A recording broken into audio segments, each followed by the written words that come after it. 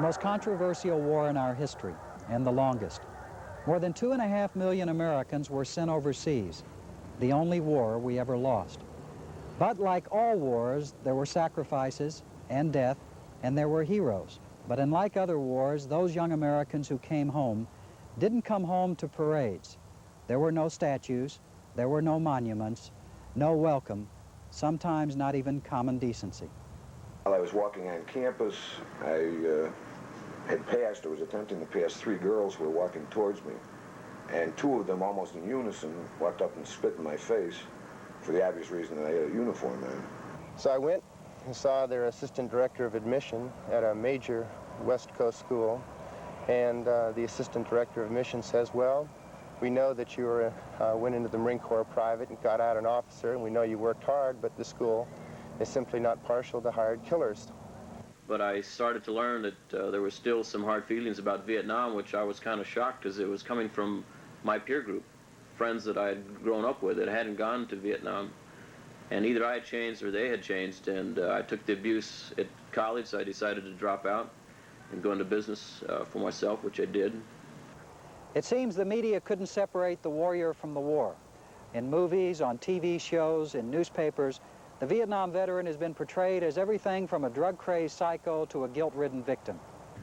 My wife, who was then my fiancée, would receive friendly questions from close friends, just inquiring, had I shown any peculiar behavior? Was I having any trouble adjusting? And it was almost an expectation that there was going to be some bizarre form of behavior coming out of the whole experience. Anytime I tried to talk about the war to the people that I was going to school with, one of 2 reactions would occur. Either the well-meaning people had no touchstone, they didn't have the slightest idea what I was talking about, and I would feel dissipated, or the people, and this included a lot of professors, by the way, who were very politically negative about what I had done, would immediately read their own solutions into the things I was throwing out. We were the only guys that knew what went on over there at our level. And we were meeting all kinds of professors and people who would discriminate against you because of the fact that you were a Vietnam combat veteran. And that you didn't do the mea culpa route and say, oh, I'm sorry for my performance over there. We stood up and said, I fought, and I did a good job. And if you people back here didn't, kind of mess it up with your attitudes and cloud the whole issue, it might have been easier on us. And as you know, there has not only been a change in coming when a Vietnam vet returned from Vietnam, for him personally, but our entire society changed drastically. Put that all together, and plus the uprising against the war, and it was a heck of an adjustment that he had to come back to. Something has happened where the World War II vet was able to come home and pretty much deal with it. But we've never been able to come home completely. I think part of the problem was the negative image that we have from the media of being a bunch of drug-crazed killers and so on. Major media, and particularly visual media, have been the greatest problem for Vietnam veterans as far as allowing them to be accepted back into society on their own terms. And in a sense, that's not only unfortunate, but it's ironic when you consider that the principal element in a free society that provides you a buffer from any notion of totalitarianism is your media. You wrote a novel entitled Fields of Fire about the Vietnam experience. What led you to write that novel in the first place? I had left the Marine Corps after being in and out of the hospital for a couple of years, and it was like walking through a brick wall. I went into Georgetown Law School, where I met in a period of 3 years 3 people who'd been in combat in Vietnam out of a student body of about 1,800 people.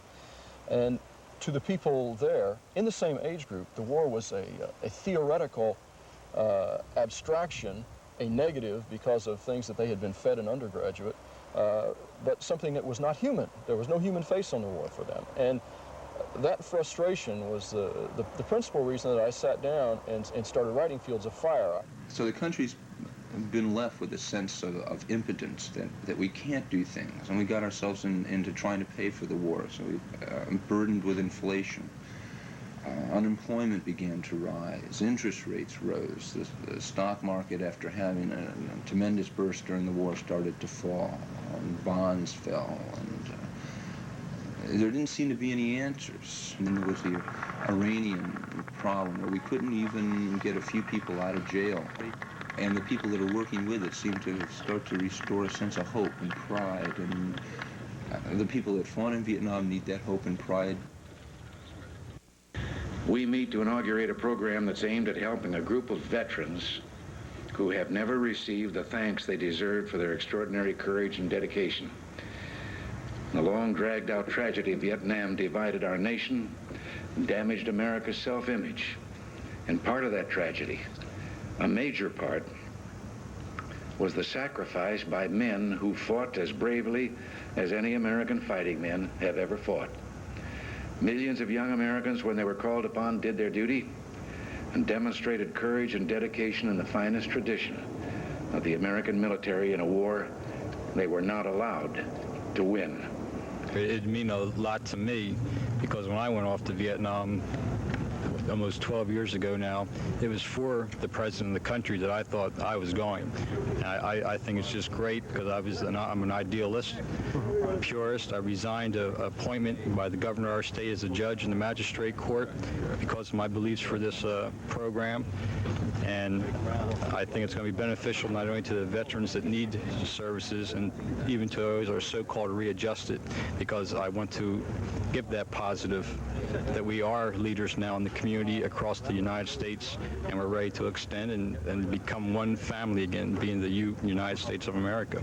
The people who went through that difficult experience are in many ways the stronger for it. And some have had trouble readjusting, but the overwhelming majority, I think, first of all, have a fundamental, deep appreciation of what it means to be a free American.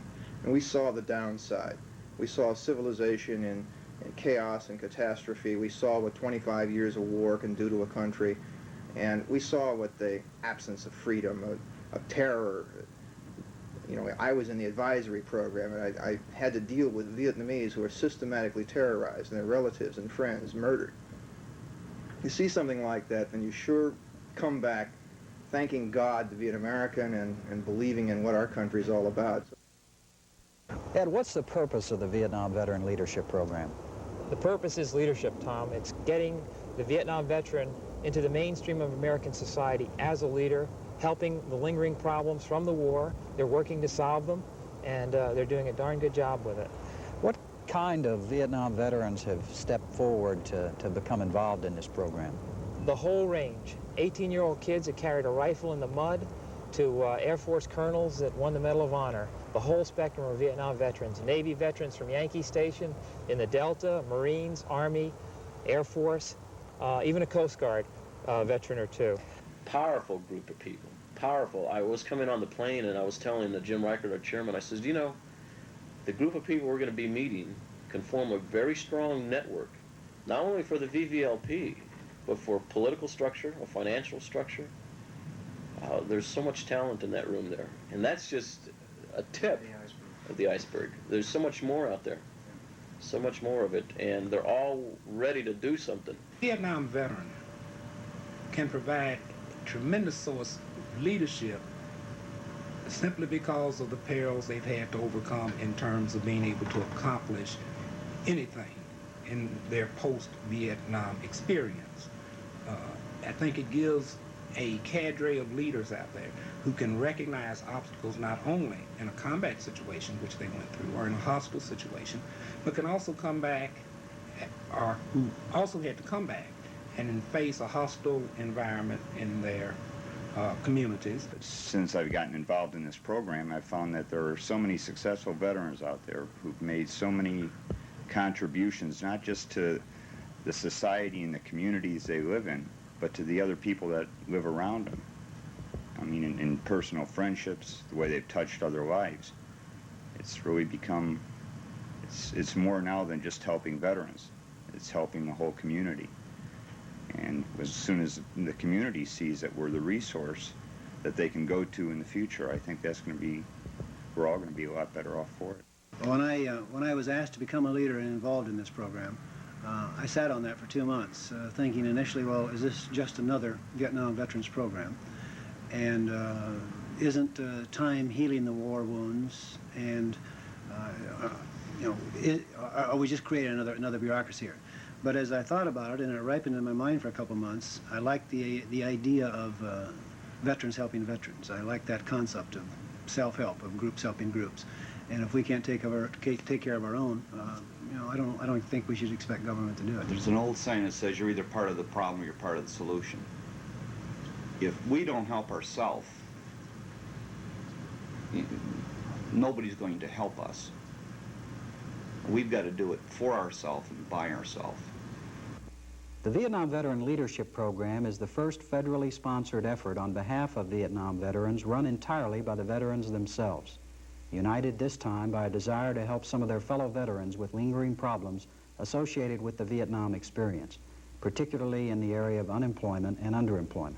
I mean, I'm not going to kid anybody that somehow doing what we did was fun, but it was a kind of thing that brings people together, that puts another perspective on living, that allows you later, when you're in the civilian world, when you're enjoying the affluence of our society, to enjoy it more.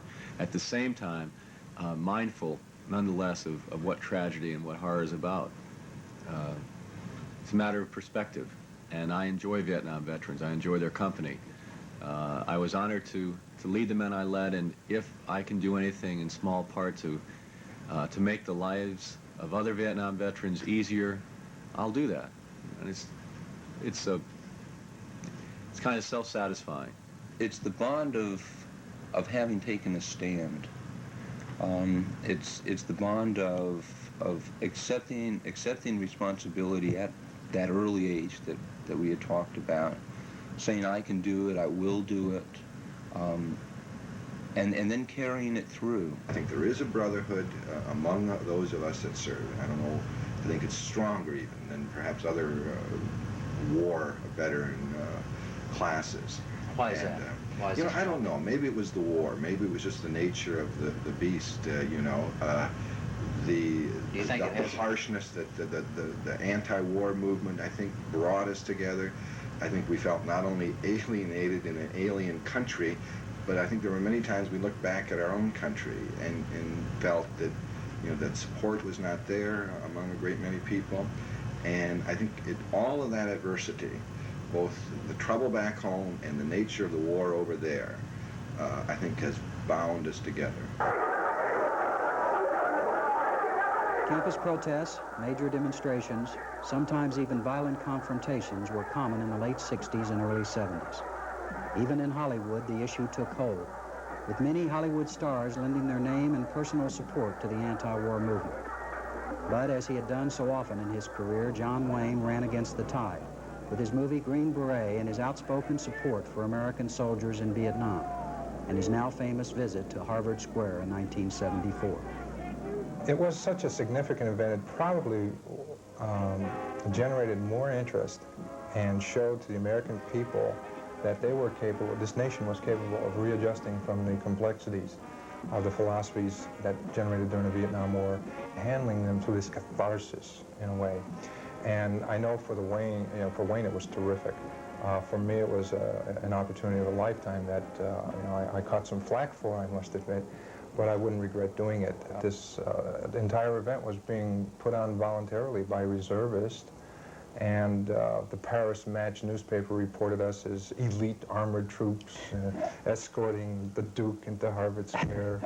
And God, the newspapers came down on us, the press, the London Times reported as elite troops also. And yet it was a bunch of reservists. That's right, and we did it for nothing. We paid for diesel fuel, and it was an opportunity to really do something significant. You had to take the risk. But the war didn't turn out like a John Wayne movie. And 1 year after his Harvard visit, Saigon fell to the communists in what was an emotionally wrenching experience for Vietnam veterans.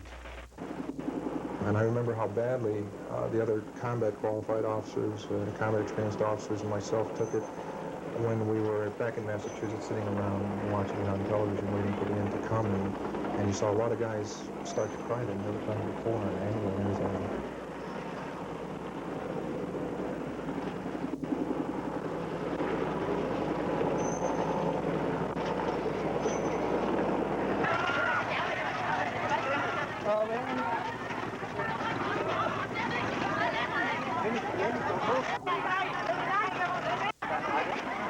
They say adversity often brings out the best in us. Vietnam veterans have known their share of adversity. And the overwhelming majority of Vietnam veterans look back with pride on their military service. Military service for me has been just a massive help to my civilian career as an attorney, and I think it would be to anybody's civilian career. When you've led a rifle platoon in combat, civilian work, if you get caught in a crunch and have to work 24 hours or something like that straight, or 48 hours, you've done it all before. As a helicopter pilot, flew a little bit of gun slicks and slicks, mostly for the Special Forces. I can't imagine having been given more unique responsibility daily in probably almost any other type of job. It was a lonely type of responsibility. It was my airplane, my job, constantly dealing with career officers who had been in the service for a long time, some of which had seen action in Korea, lieutenant colonels, colonels, where platoon leaders would deal with captains, and I was constantly dealing with different people every day, all of who outranked me, but yet I had the responsibility of the airplane and the crew. When I came back, one of the things that I learned in the service was that I was a capable individual.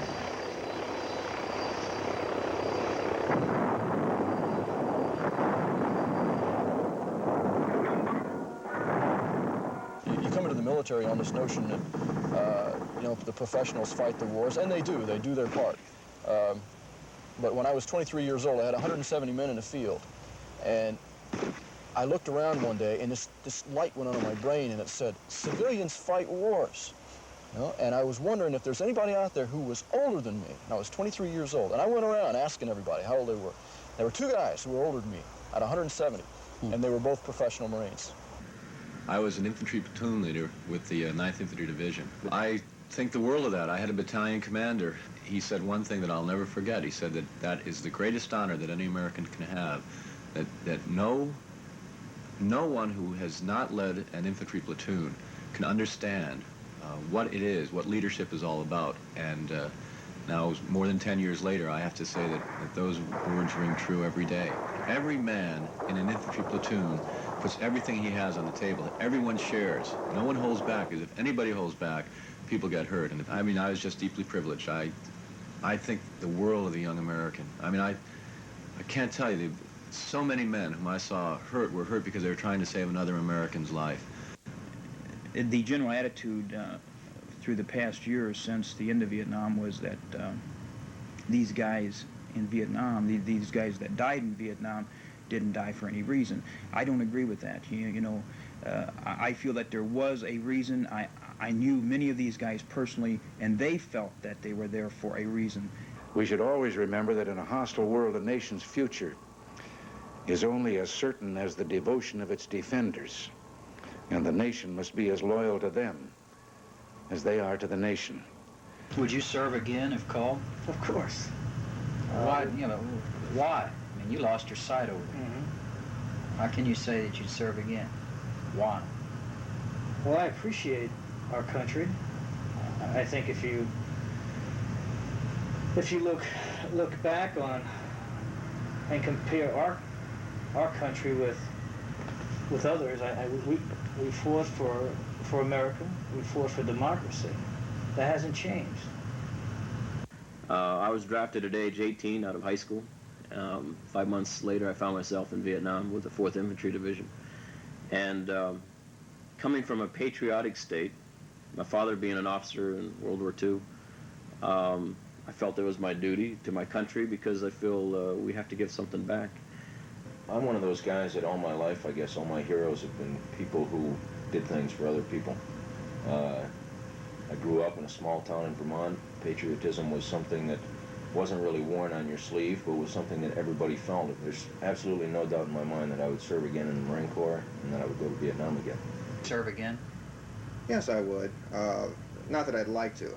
Understand, I went in willingly and served willingly, and I think I did a reasonable job, but it's not the kind of thing that I'd seek out. On the other hand, I think when there's a necessity, our country's given us so much, we have the very least responsibility to serve when it's necessary. Oh, I'd serve again. I'd serve again. Even though you lost a leg in Vietnam? Yeah. Well, I'd probably want to be in a track or a tank, and I'd like to be a battalion commander the next time. Not that that's any safer, but I think that I've learned a lot in time. Serving in the Marine Corps was one of the few selfless acts that I've ever done in my life, and one that benefited me so much. I have so much to be thankful for that if this country needed me again, I would serve. I wouldn't be excited about it, but I would sure go back. Would you serve again in Vietnam? Absolutely. Why?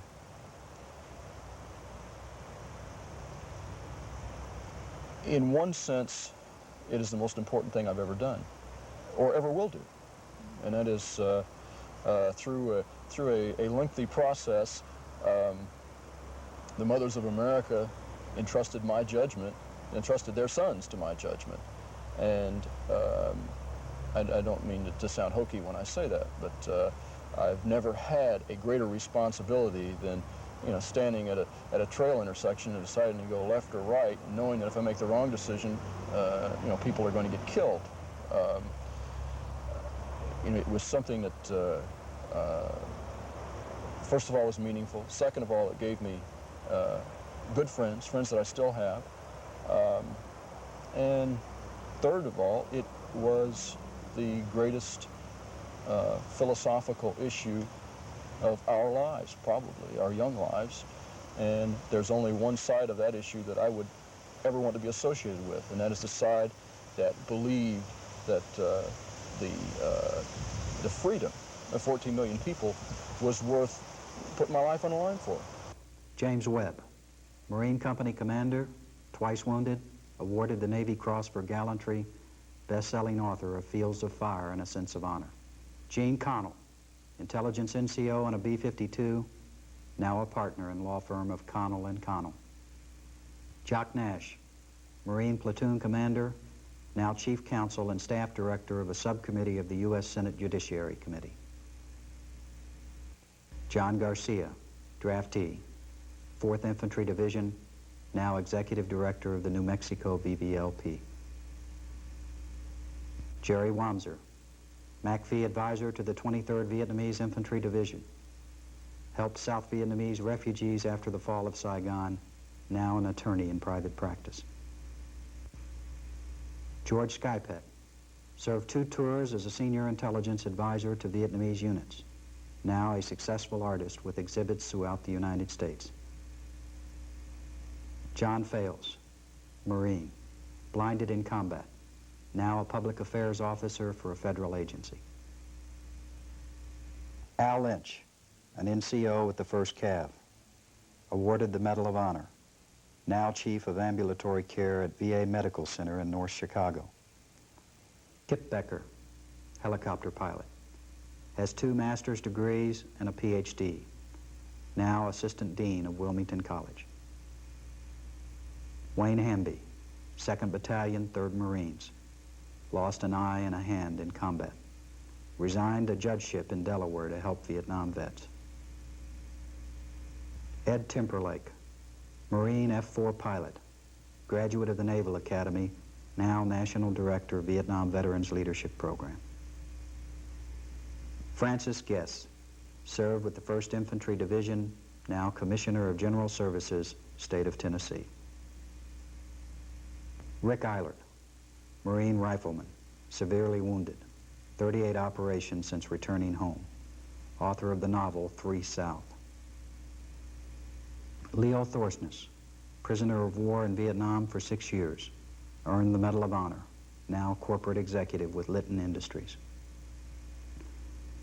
David Volk, journalist and photographer with the 101st Airborne, currently State Treasurer, South Dakota. Chuck O'Brien, platoon leader, 9th Infantry Division, now an attorney in private practice.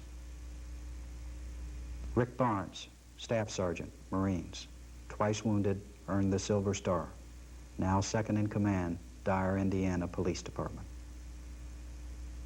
Mark Traynor, platoon commander, 1st Marine Division, now a partner with the Baltimore law firm. I'm Tom Pauken, director of the Action Agency. I served in Vietnam as a military intelligence officer.